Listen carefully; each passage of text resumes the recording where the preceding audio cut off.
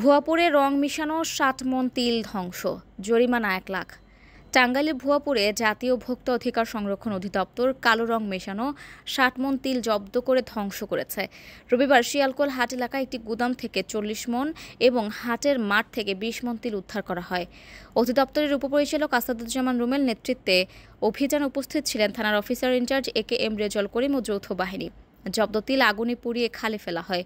জানা যায়, উপজেলার ভারুই গ্রামের হাসমত আলী বাজার থেকে বিভিন্ন খাদ্যশস্য কিনে পাইকারি বিক্রির আড়ালে অসাধু ব্যবসায়ীদের সাথে যোগ সাজসে তিলে কালো রং মিশিয়ে শুকিয়ে কালো জিরার সাথে মিশিয়ে ঢাকাসহ বিভিন্ন স্থানে বিক্রি করছিলেন।